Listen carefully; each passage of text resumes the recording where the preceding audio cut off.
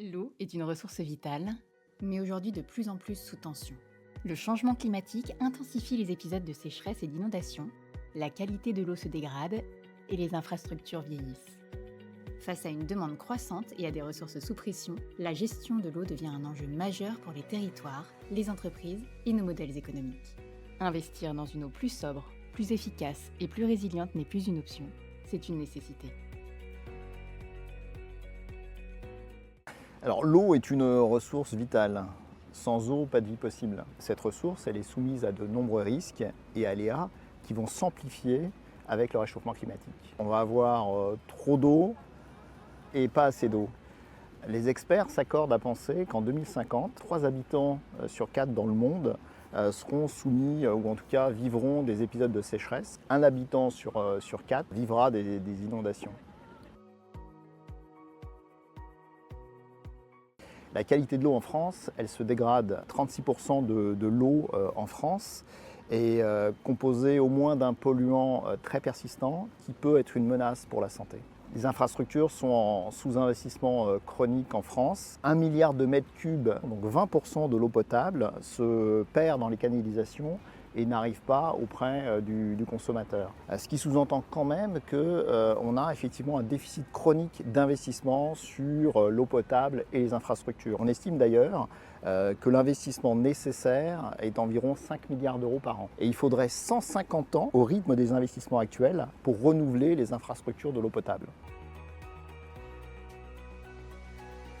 Effectivement, des conflits d'usage vont naître et naissent déjà d'ailleurs, puisque 50% des départements sont exposés à des décrets sécheresse chaque année. Et globalement, si on ne limite pas nos prélèvements, 88% du territoire national va manquer d'eau en 2050.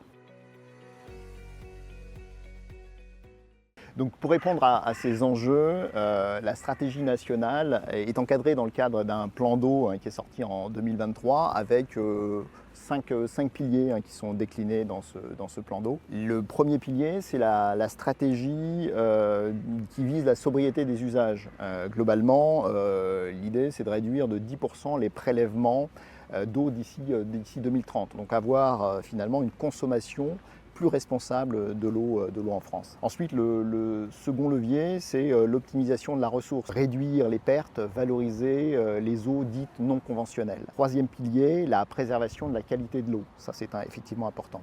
Ensuite, disposer de moyens financiers et humains. Donc, c'est renforcer les financements et la gestion de l'eau au niveau local. Le dernier pilier, c'est répondre aux crises de sécheresse, mettre en place des outils d'anticipation, de gestion pour mieux finalement gérer ces épisodes.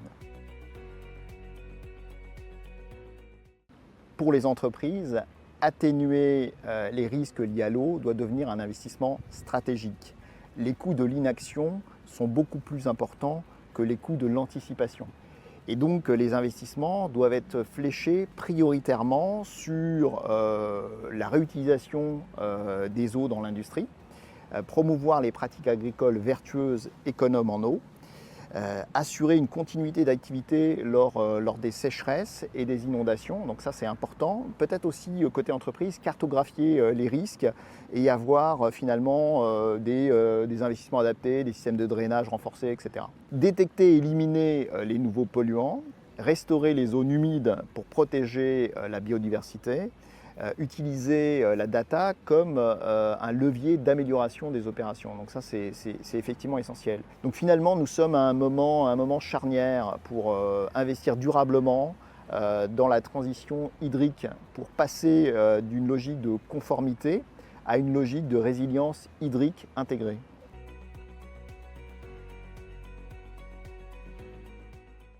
Calef finance actuellement l'industrie et l'agriculture dans leurs besoins d'investissement sur du matériel favorisant la réutilisation ou du matériel économe en eau. Pour aller plus loin dans la démarche, nous avons initié une réflexion pour tendre finalement vers une démarche globale pour accompagner les clients vers une utilisation résiliente, efficiente et durable de l'eau en développant des solutions intégrant conseil, financement et suivi de projet.